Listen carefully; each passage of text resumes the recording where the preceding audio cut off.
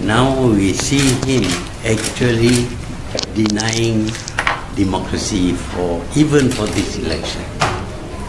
What he is trying to do is to stop opposition from actually contesting, particularly me lah, because the party, the Pakatan Harapan, has named me as their future Prime Minister. It is quite clear that his focus is on Parti Pribumi, because Parti Pribumi is able to attract Malay support away from UMNO. This he fears very much, and if possible he would try to get rid of me. Maybe if he dares, he would arrest me. So far he has not dared to arrest me, although what I say about him can cause him to sue me for defamation.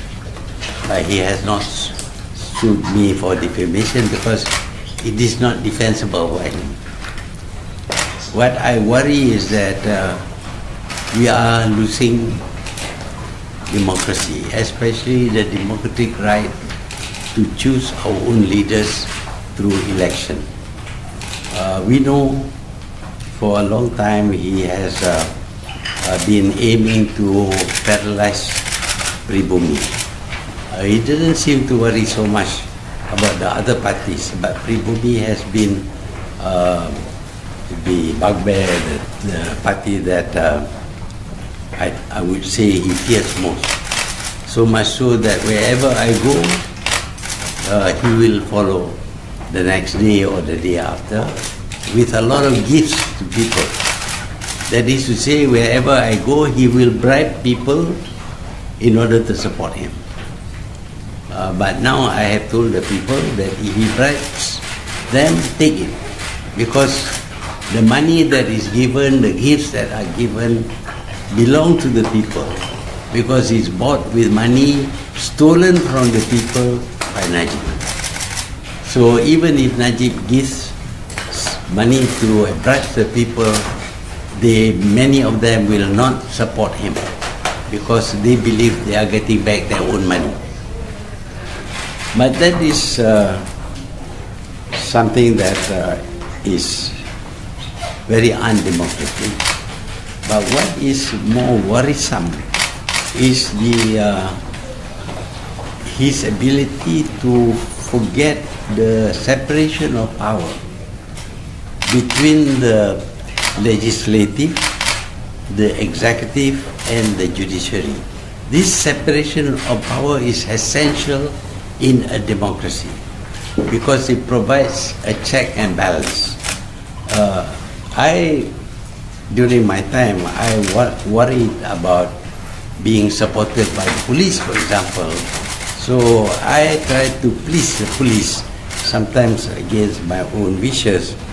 Like when I became Prime Minister, I proposed the abolition of the ISA. Police objected.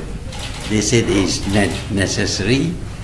And even when I suggested that you reduce the detention period to 1 year, still it was rejected. And I had to accede to the wishes of the police because I need them to support me. But in the case of Najib, they seem to be bound to him. They now take orders from him, even to the point of committing crimes, basically committing crimes against the law. For example, the arrest of Khairuddin, the attempt to threaten people, police action, calling people up for questioning. And the previous IGP actually invited people to lodge reports against us. And sometimes I think the reports were artificial, because in the case of the 40 people who reported against us for having the General Assembly illegally, supposed to be our people.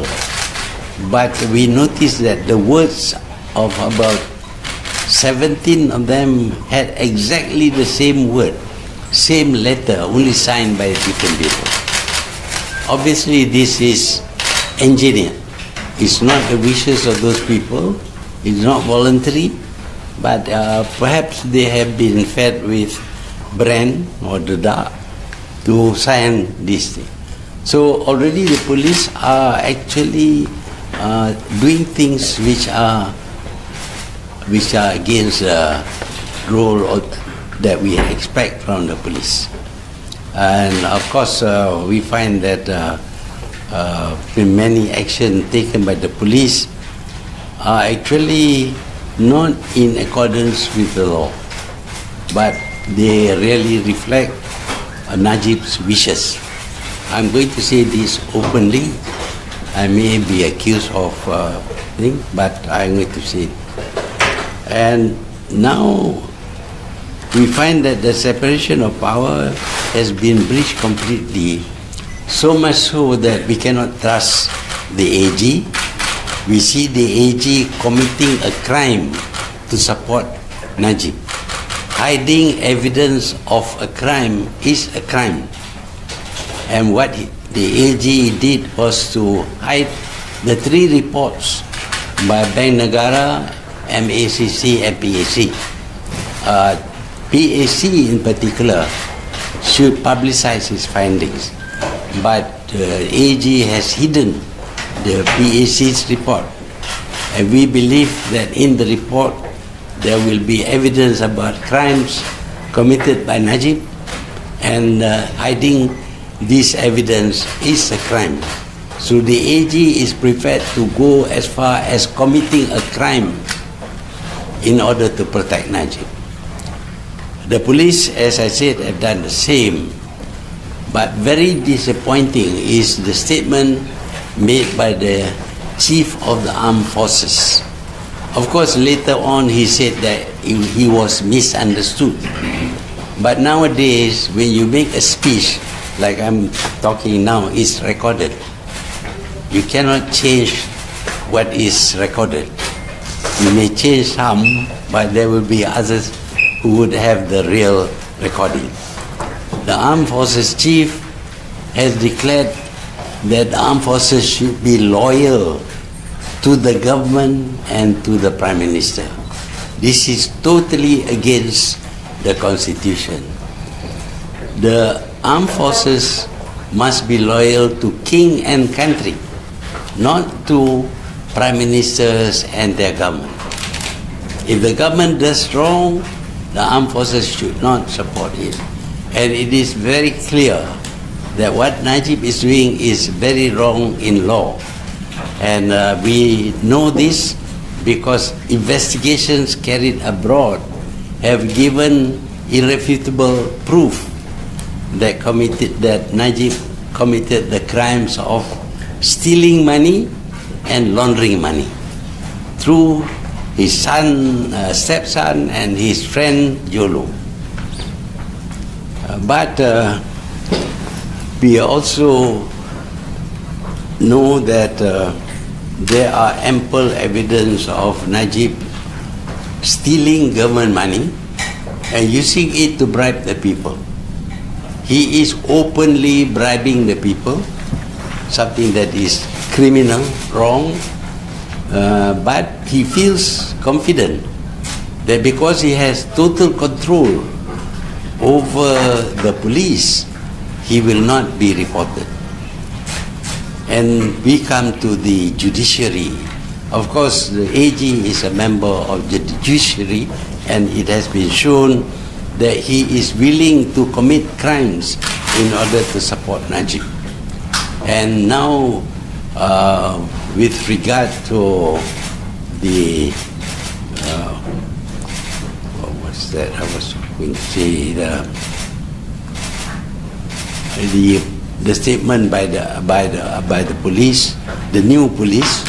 It shows that he too is prepared to deny facts in order to support Najib. For example, he declared that Jolo had nothing to do with 1MDB when it has been recorded that he was involved, very much involved with 1MDB, to the point where when 1MDB officers or directors were not in agreement with him, he rang up Najib and he said, Najib has agreed to what he wants to do.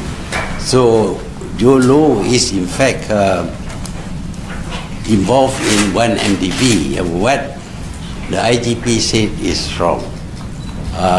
We feel that with the judiciary, I mentioned about the AG, but we feel that some of the judgments made, not by all the judges, but some of the judges are skewed in favor of Dato' Sri Najib. Now when I say this, of course, I'm exposing myself to charges of being in contempt of court, but I am prepared to be charged if possible, if they need, because the judgments made in some cases are contrary to the provisions of the law. When we have people suspicious of the judiciary, then the whole system of government will collapse. We need laws. Laws must be implemented by the authorities, by the enforcers, like the police. But we need laws, we need crimes to be judged by the judge impartially in accordance with the provision of the law. But it is clear that in some cases, I'm not saying all, but in some cases, there is a bias in favor of Najib. And now it comes to Ross. You know that Ross has served notice on my party, the Pribumi party. As I said from the beginning, Najib does not like the Pribumi party, and he wants to get rid of Pribumi party. And he thinks that by making the Pribumi party illegal, then he would get rid of the influence of Pribumi in the next election. So what Ross has done for Najib is to declare that Pribumi party is, the word used in Malay is dibubar, which is not quite the same as dibatal. Batal means total rejection, but bubar, sementara. The word used is very, very confusing, and this notice by the Ross is totally wrong in many ways. In the first place, the time period is not over yet. We consider 30 days as beginning from the 7th of March to the 7th of to the 6th of April, but it was served on the 5th of April. Therefore, we still have 1 day left. Secondly, of course, the citation of the 5 reasons for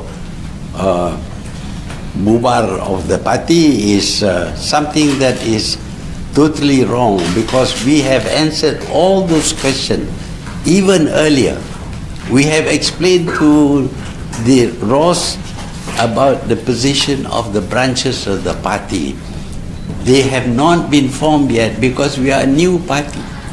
We cannot suddenly create a whole party with all the machinery, all the members and all the officers in that short period of time. Obviously, it has to be by stages. It begins with setting up by the founders, only about 7 people. Subsequently, we appointed people to head divisions, and the divisions, of course, can work to get more members so that there will be members also in the branches. So this is a process that takes time. But Ross, despite being told that the branches have not been formed, still asks us to provide the minutes of the meetings of the branches and the financial report, after being told that there are no branches.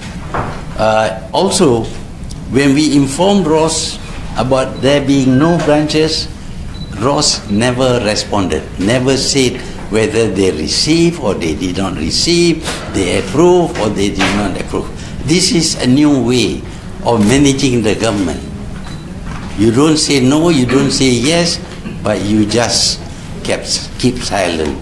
And that leaves us in the limbo. We don't know whether we are approved or not approved, will be approved or will not be approved. We don't know.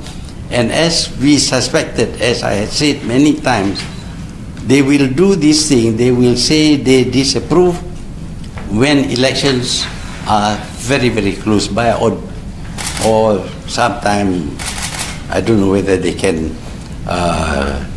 disband or deregister us after elections, the process of election has started. But this is on the 5th, when the government is still the government, has not, Parliament has not yet been dissolved. So they send us this notice that we are now Bubar, not Batal, and we are supposed to stop our party completely. We cannot talk. In fact, we could not even have the meeting last night. According to Ross, the meeting last night would have been illegal, including the press conference that we did. We reject that because of the number one, of course, is that we have already replied. Although Ross says we have not replied, but we have already replied, and we have the replies with us, which we sent to them.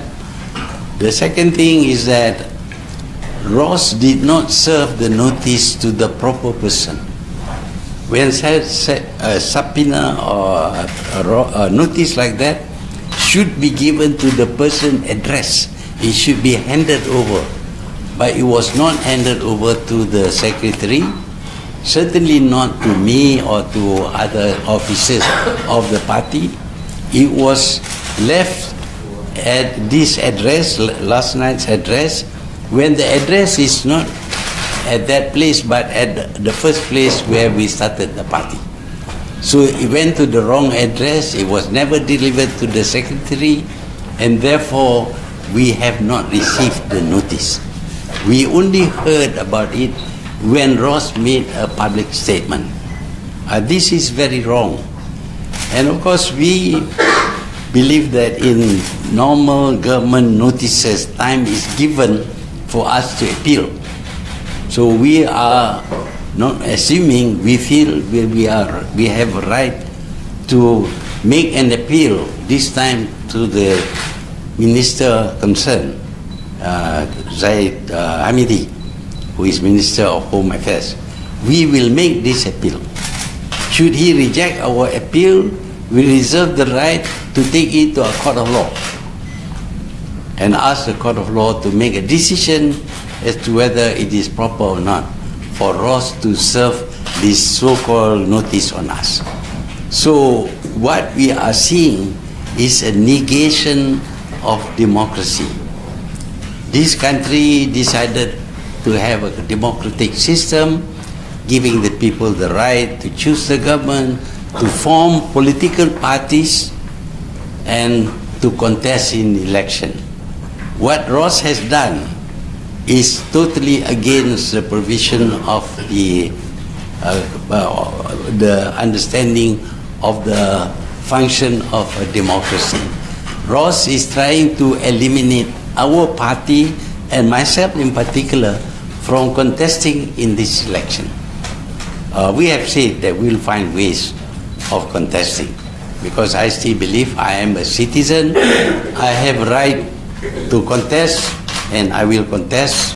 So will the other members of PPBM.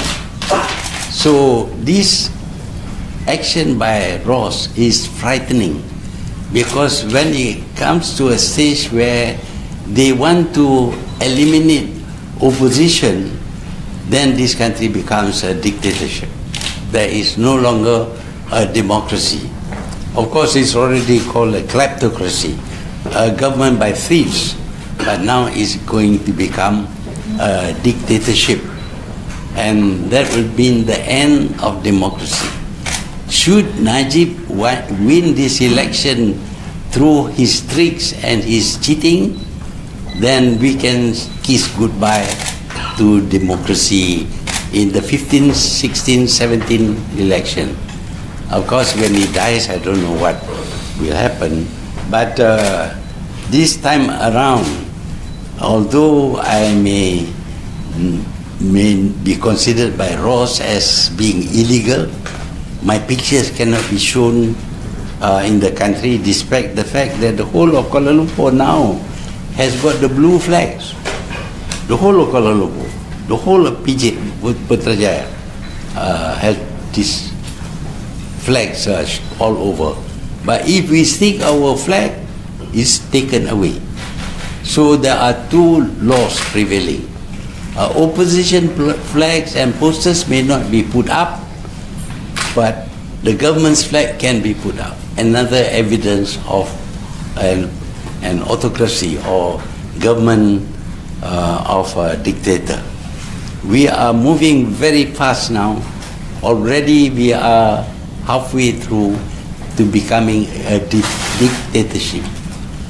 That is why we feel it is our duty to explain to the people, even though we risk being arrested, but we will explain to the people that Najib is killing democracy in this country. That this election, if he wins, it must be through cheating. He cannot win through the normal clean means, because the whole country is against his continuation as the Prime Minister. So I would like still to emphasize that there are government officers who are in cahoots with Najib to implement a dictatorship. And for this I name the police chief, armed forces chief, the head of MACC, the head of the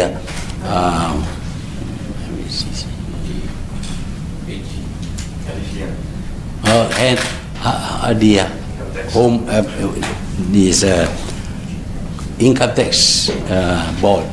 All these people are cooperating in the destruction of democracy of this country.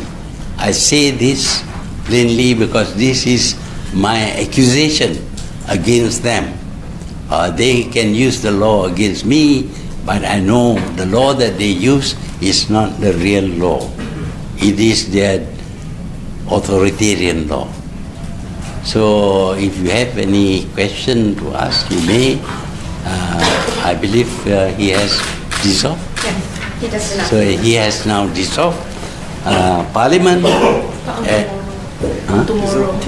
Tomorrow. Or tomorrow, until tomorrow. Okay. We acknowledge that. You see, not like them cheating. But once Parliament is dissolved, the government becomes a caretaker government, and as a caretaker government, they may not introduce anything substantial in the legal system or in policy of this country pending the election. So if you have any question, you may ask. So when will your party send the appeal to the Prime Minister? We will write a letter to him. Of course, the last time we tried to meet him, he disappeared. By him, do you mean the Deputy Prime Minister?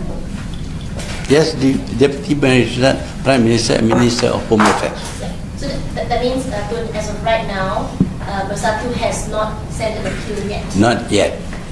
We have 30 days. We can do it in 30 days.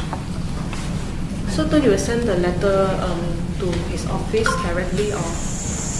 Well, we will send this letter to his office, addressed to him, and well, we want to make sure he receives it and that he acknowledges it.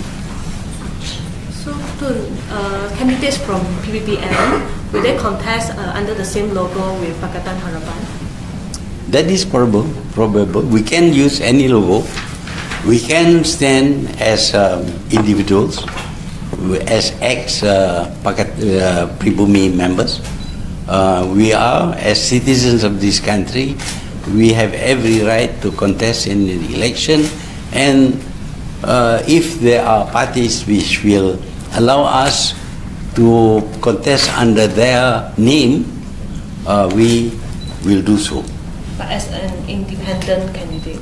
As an independent country, yeah, we are not going to be. You see, for example, people like Maria Chin, she's not joining any party, but she's likely to contest with the permission to use the logo and the symbol of whatever party that she chooses.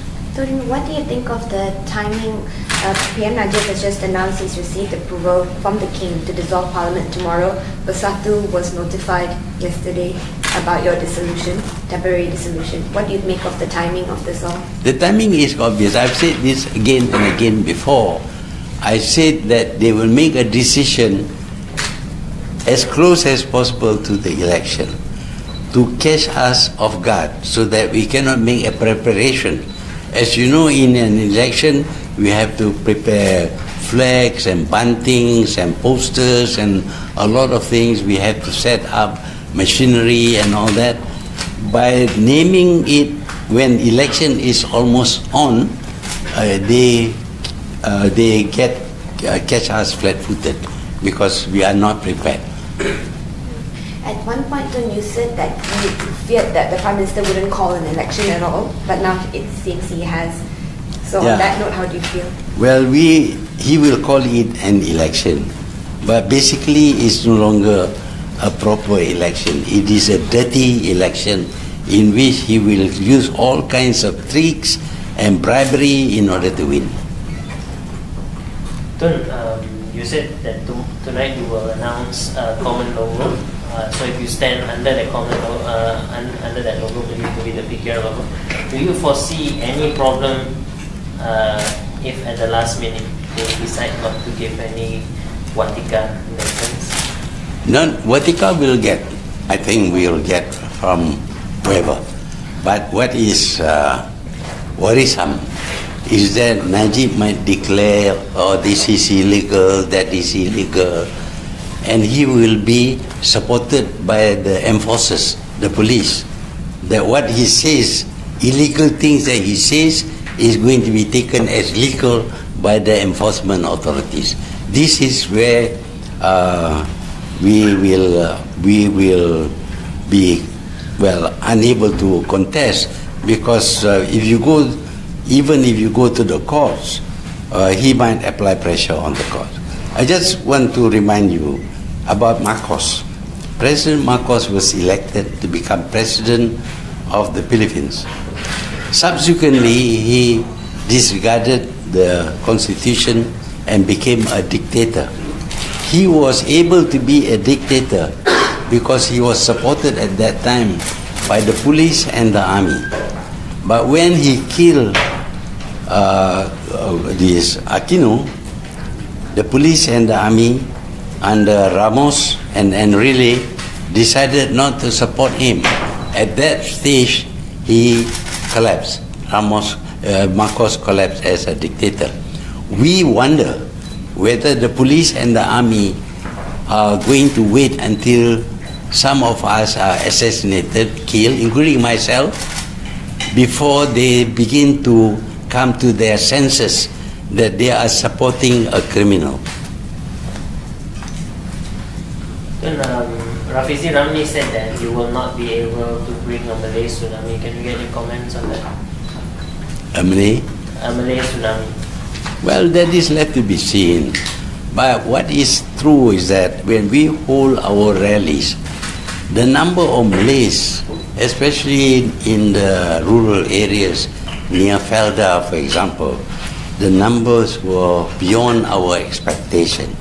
On the other hand, when Najib organizes a rally when he visits a place, you will see a difference there. Our rally will show no buses because the people come from that place on their own, in their cars or motorcycle.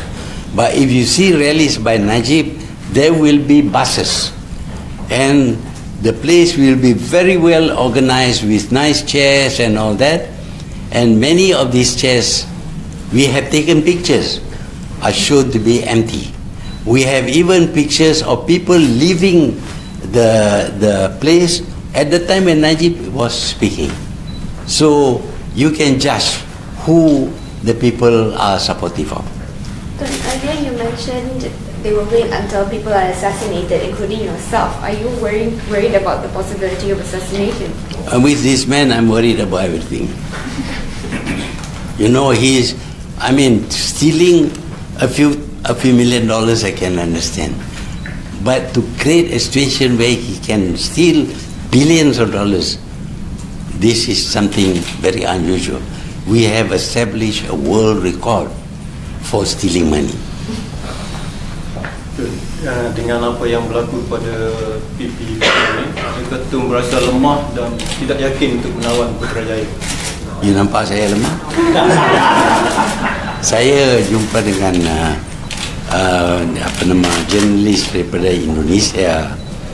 Dia pun tanya soal yang sama.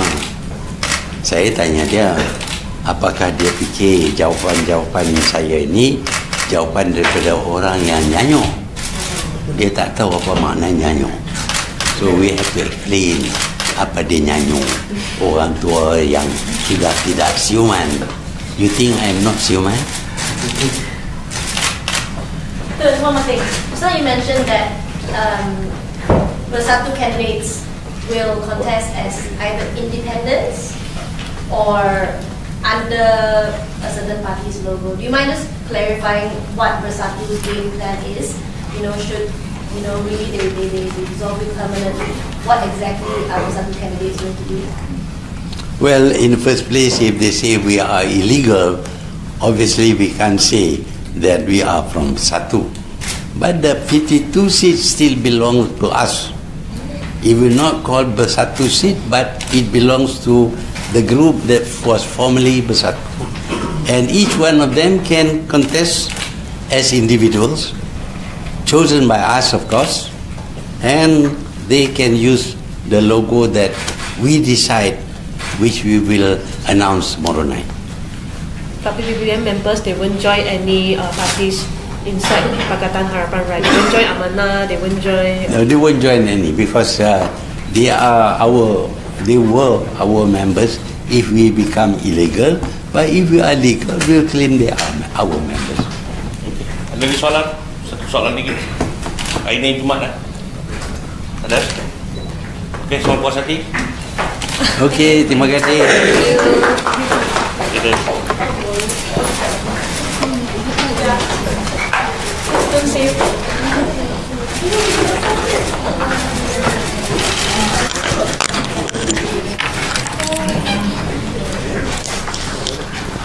Alright.